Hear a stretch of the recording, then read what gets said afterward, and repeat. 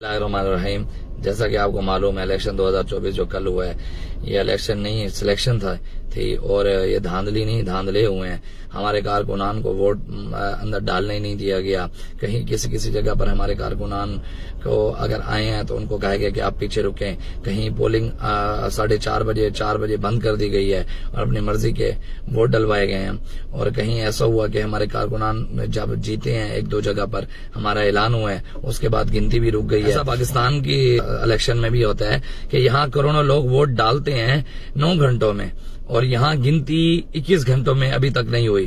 اور یہاں پر ایسے حلقے موجود ہیں جہاں اور جماعتوں کے لوگ جیت بھی گئے ہیں, ان کے ووٹ گنتی بھی ہو گئے ہیں, تحریک لبیک پاکستان کے ووٹ ابھی گنتی بھی نہیں ہوئے.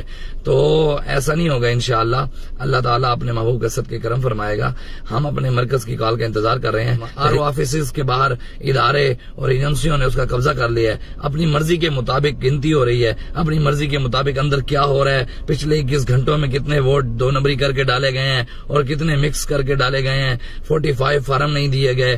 یہ الیکشن نہیں ہے, سلیکشن ہے. انشاءاللہ جو ہمارا مرکز کی طرف سے کال آئے گی ہم اس کے اوپر لبیک کہیں گے.